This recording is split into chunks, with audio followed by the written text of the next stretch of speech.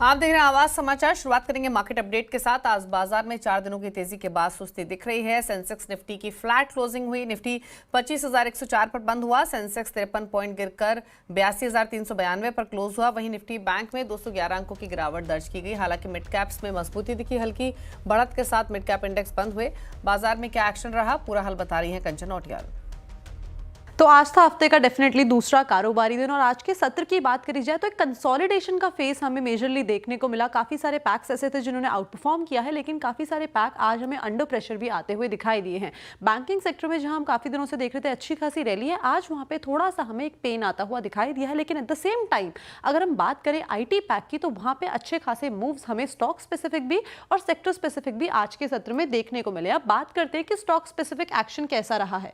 Nifty के gainers की बात करी जाए तो देखिए ग्रासिम इंडस्ट्रीज, इसके ऊपर ब्रोकरेज रिपोर्ट आई है, उसके बाद अच्छे खासे शानदार मूव्स देखने को मिले हैं। करीबन 4% का इजाफा।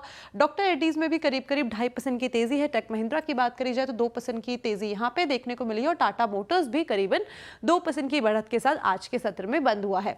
अब बात कर लेते हैं कि लूजिंग पॉकेट में आज कौन कौन थे। यहाँ पे ट्रेंड का नाम आता है सबसे पहले, जहां पे करीब 2.25% की कमजोरी देखने को मिली है। एशियन पेंट्स में भी करीबन 1.5% की कमजोरी रही है। बजाज फिनसर्व 1.25% और टाटा स्टील भी करीबन 1% की कमजोरी के साथ बंद हुआ है। पूरा ही जो पेंट सेक्टर था आज काफी ज्यादा फोकस में बना हुआ था। मिड कैप की बात करी जाए तो टोरेंट पावर में करीबन 3.25% के अपसाइड मूव्स देखने को मिले हैं। जी एंटरप्राइजेस करीबन 3% की बढ़त के साथ बंद हुआ है। रामको सीमेंट्स में करीबन 3% का इजाफा और at the same time Voltas में 0.25% की आज हमें बढ़त देखने को मिली है।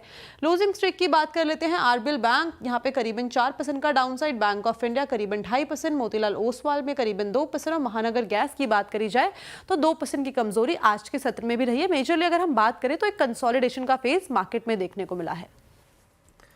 और मई में बाजार की तेजी के बावजूद इक्विटी म्यूचुअल फंड में निवेश घटा है। म्यूचुअल फंड्स के संगठन एमफी ने जो आज आंकड़े जारी किए हैं उसके मुताबिक अप्रैल के मुकाबले मई में इक्विटी म्यूचुअल फंड में निवेश 22% घटा है। हालांकि इस दौरान एसआईपीज में रिकॉर्ड इनफ्लोज रहे हैं। म्यूचुअल फंड डेटा का एनालिसिस कर रहे हैं यतिन मोता। अगर हम पर्टिकुलरली बात करें पूरे के पूरे एसआईपी और ये म्यूचुअल फंड इनफ्लो डेटा है, यहाँ कहीं ना कहीं जो एसआईपी डेटा है वो अभी भी मजबूत है। तो अगर हम एसआईपी डेटा की बात करें तो मंथ ऑन मंथ आपको यहाँ वृद्धि देखने को मिल रही है। अभी लगभग अगर फिगर की बात करें तो 26,700 करोड़ रुपए के आसपास आपको ये फिगर आता हुआ नजर पड़ रहा है। तो मंथ ऑन मंथ यहाँ आपको एक इंप्रूवमेंट देखने को मिल रही है। हालांकि अगर हम एसआईपी के खातों की बात करें तो लगभग 43 लाख खाते बंद हुए हैं, उसके सामने 59 लाख शेयर्स ऐड जो है वो ऐड हुए हैं। तो ब्रॉडली जो अकाउंट्स की बात करें एसआईपीज की तो नेट बेसिस पे यहाँ आपको लगभग 16 लाख जो एसआईपी खाते हैं नए ऐड होते हुए दिखाई दे रहे हैं। अगर हम इक्विटी जो फंड्स की बात करें तो कहीं ना कहीं क्योंकि इंटरेस्ट रेट्स पीक हो रहे हैं, कॉर्पोरेट बॉन्ड्स और कॉर्पोरेट साइड के ऊपर पैसे ज़्यादा जा रहे हैं। इनफैक्ट कॉर्पोरेट बॉन्ड्स में सबसे ज़्यादा पैसा इस महीने में लगता हुआ आपको नज़र पड़ा है। कॉर्पोरेट बॉन्ड फंड का इन्फ्लो लगभग 3400 करोड़ से बढ़ के लगभग 12,000 करोड़ रुपए के आसपास आ गया है। तो डेट की तरफ निवेशक अब थोड़ा बहुत प्रेफरेंस दिखा रहे हैं। ऑब्वियसली अमाउंट कोई बड़ा नहीं है, लेकिन हाँ ये 7-8 हज़ार करोड़ का incrementally month on month improvement देखने को मिल रहा है। अगर हम इक्विटी इन्फ्लो की बात करें तो 24,250 करोड़ से घट के इक्विटी इन्फ्लो मई में लगभग 19,000 करोड़ रुपए के आसपास आता हुआ आपको नजर पड़ा है। मिड कैप की बात करें, लार्ज कैप की बात करें या स्मॉल कैप की बात करें, मंथ ऑन मंथ डेटा आपको स्लो होता हुआ नजर पड़ रहा है। इनफैक्ट स्मॉल कैप फंड में इन्फ्लो 4,000 करोड़ से घट के लगभग 3200 करोड़ रुपया होता हुआ नजर पड़ा है। हालांकि एयूएम की बात करें, क्योंकि मई का महीना अच्छा था, 70 लाख करोड़ से एयूएम म्यूचुअल फंड्स का बढ़ के लगभग 72,20,000 करोड़ रुपए के आसपास आता हुआ आपको नजर पड़ रहा है। और उत्तर भारत में गर्मी ने रिकॉर्ड तोड़ दिए हैं। मौसम विभाग ने राजस्थान, उत्तर प्रदेश के लिए रेड अलर्ट जारी किया है, जबकि दिल्ली, हरियाणा और पंजाब के लिए ऑरेंज अलर्ट जारी किया गया है। गर्मी से कब मिलेगी राहत, बता रहे हैं मौसम वैज्ञानिक डॉक्टर नरेश कुमार। हमारे साथ इस वक्त मौसम विभाग के साइंटिस्ट डॉक्टर नरेश कुमार है। सर, सबसे पहले तो जानना चाहेंगे, उत्तर भारत के कई राज्यों में तापमान रिकॉर्ड तोड़ रहा है, क्या वजह है इसके पीछे? देखिए, इससे पहले यही है कि अगर आप पूरा मई महीने की बात करें, जब जनरली टेम्परेचर्स ज़्यादातर हिस्सों में 45 डिग्री पहुंच जाते हैं, लेकिन इस बार नहीं रहा। कारण यही था, कंटिन्यूस वेस्टर्न डिस्टर्बेंस आ रहे थे। इसके बाद अभी उसमें ब्रेक आया और ऑलमोस्ट ड्राई वेदर है, और जिसके कारण ये है कि जो टेम्परेचर बढ़ना स्टार्ट हो गए। सर, कौन कौन से राज्यों के लिए आपने अलर्ट इस वक्त जारी किया हो? अभी जो टेम्परेचर बढ़ना स्टार्ट हो गए हैं, तो अभी क्या है कि जहाँ कंटिन्यूस अगर आप मैप में देखेंगे तो हमारा ऑलमोस्ट पूरे नॉर्थ वेस्ट इंडिया में ही हीट वेव वार्निंग है, स्टार्टिंग फ्रॉम पंजाब, हरियाणा, उसके बाद west UP, even east UP, north Madhya Pradesh, Rajasthan, even Himalaya में भी जम्मू कश्मीर और हिमाचल प्रदेश के लिए भी हमारा हीट वेव। तो सर ये कंटिन्यू रहेगा, कब तक राहत मिलेगी? इसका यही है कि ये आने वाले 3 दिन कंटिन्यू रहेगा, उसके बाद फिर हम एक्सपेक्ट कर रहे हैं थंडरस्टॉर्म एक्टिविटी। उसके एक मेजर रीजन ये है कि एक वेस्टर्न डिस्टर्बेंस अप्रोच कर रहा है, वो एक रीजन है। उसके कारण जहाँ थंडरस्टॉर्म एक्टिविटी होने के बाद 12 रात को बाद टेम्परेचर इसमें गिरने स्टार्ट हो जाएंगे। लेकिन राजस्थान के लिए सच हमारा कोई इतना अनुमान नहीं है, तो राजस्थान में जो प्रिवेलिंग टेम्परेचर्स हैं थोड़े तो 3 दिन के बाद कम रहेंगे, लेकिन वहाँ हीट वेव कंटिन्यू रहने का अनुमान है। इसके अलावा मानसून आया लेकिन उसके बाद ब्रेक पे चला गया, अब कब उम्मीद कर सकते हैं कि कब तक रिवाइव होगा? अब फिर मानसून थोड़ा बेटर कंडीशंस में आ रहा है।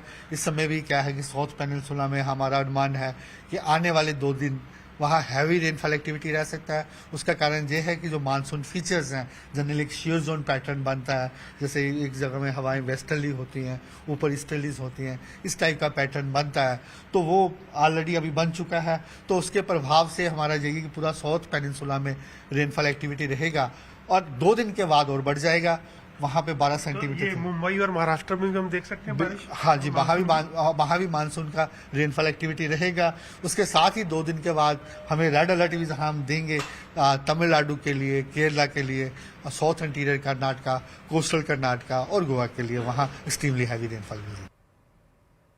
तो अगले 2 दिनों बाद थोड़ी राहत मिलने की उम्मीद है, बाकी एरियाज में 3 से 4 दिन का समय भी लग सकता है। लेकिन इंटरेस्टिंग ये है कि हीट वेव और गर्मी से राहत दिलाने के लिए नोएडा ट्रैफिक पुलिस ने अपने ड्यूटी पर तैनात जवानों को एसी हेलमेट दिए हैं।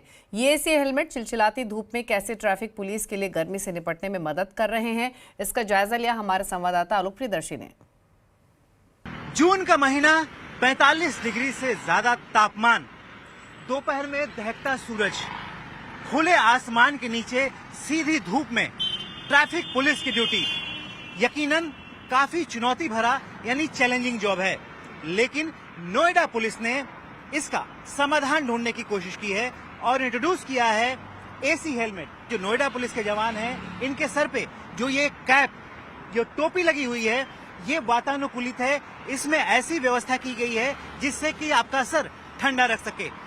यहाँ पर डीएनडी टोल वे पे हम यहाँ पर हैं और यहाँ पर कुछ जवान जो है नोएडा पुलिस के ड्यूटी कर रहे हैं, उनसे जानने की कोशिश करेंगे कि किस तरह का उनका एक्सपीरियंस है।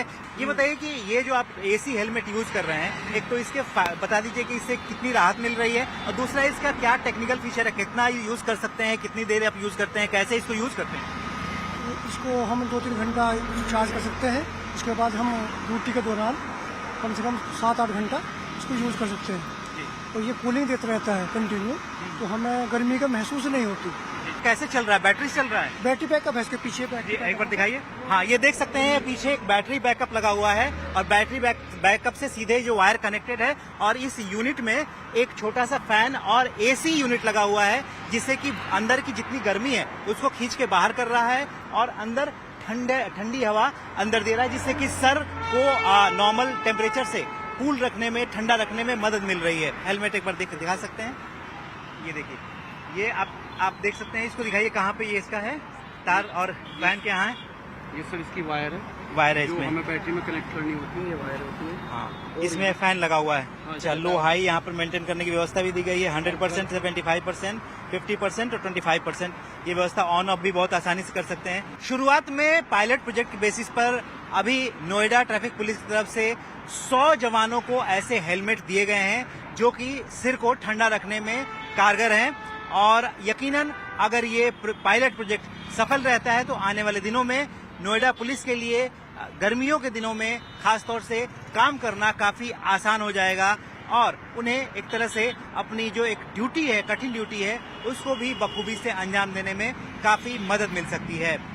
वैसे जो नोएडा पुलिस का ये प्रयास है काफी अनूठा है और काफी सराहनीय भी है। कैमरामैन हृदय पात्रा के साथ आलोक प्रियदर्शी, CNBC आवाज, दिल्ली।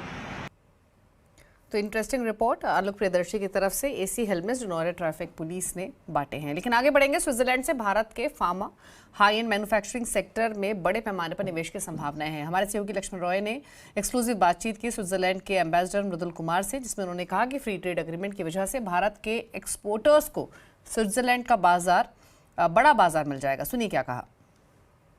आम सी धारणा होती है स्विट्जरलैंड अगर भारत जैसे बड़े देश में अगर फ्री ट्रेड एग्रीमेंट करते हैं तो हमें वाकई कितना फायदा होगा, इसको थोड़ा सा क्लैरिफाई करिए।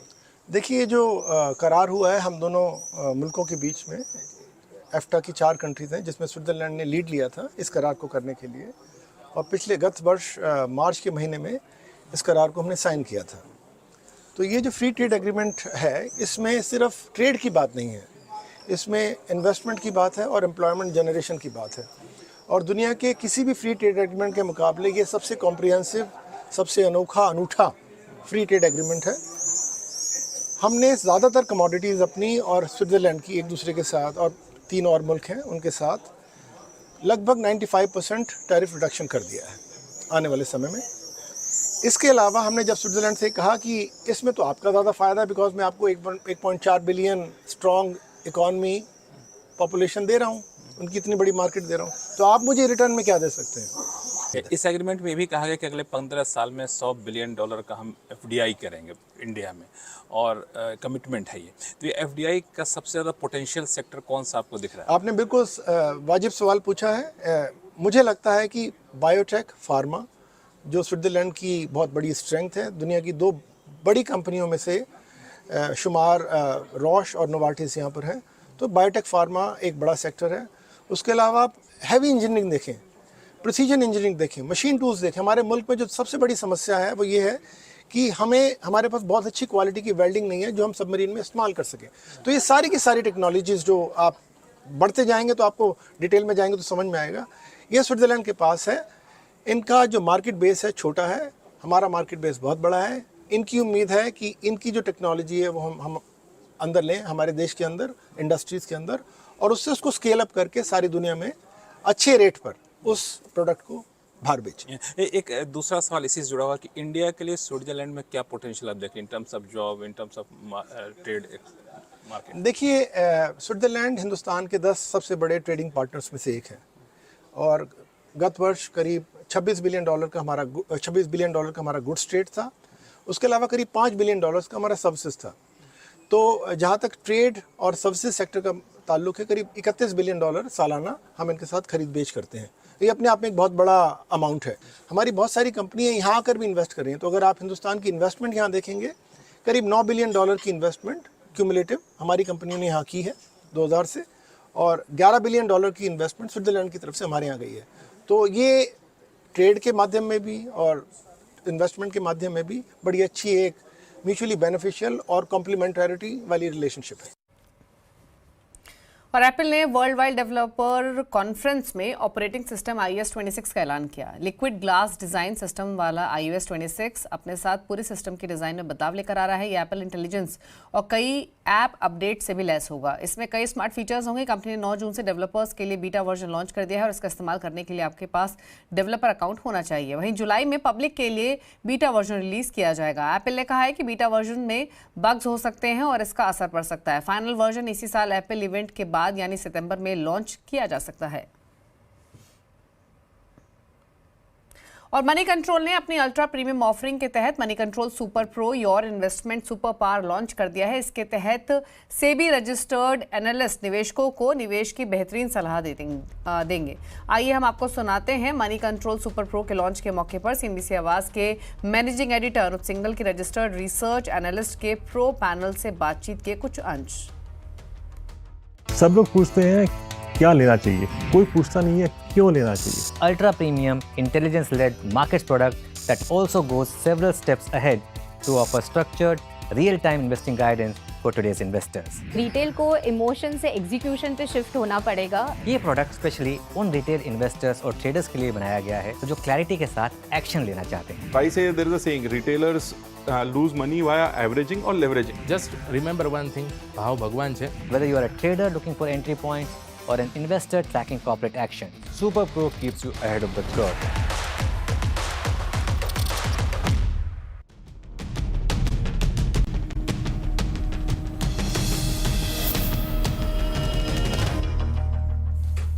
आप देख रहे हैं आवाज समाचार। रुक करते हैं कुछ और खबरों का। राजा रघुवंशी की हत्या के मामले में सोनम को मेघालय पुलिस शिलोंग ले गई। दरअसल पुलिस ने मामले में कई खुलासे किए हैं। पुलिस ने बताया है कि सोनम के सामने राजा की हत्या हुई।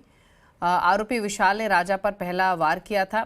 आरोपियों के मुताबिक सोनम ने कहा कि हिट करो।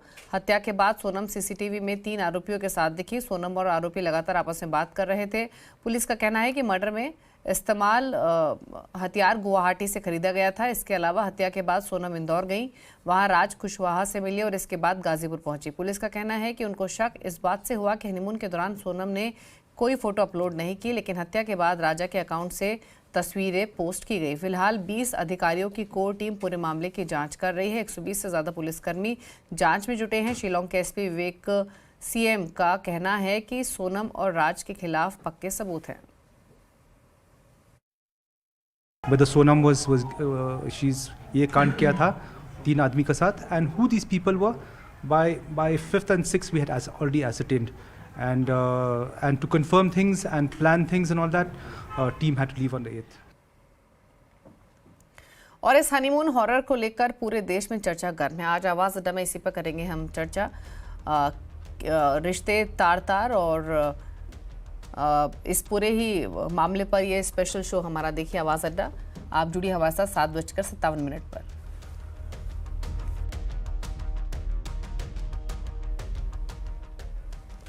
और अमेरिका में राष्ट्रपति डोनाल्ड ट्रंप की इमिग्रेशन पॉलिसी के खिलाफ विरोध तेज हो गया है।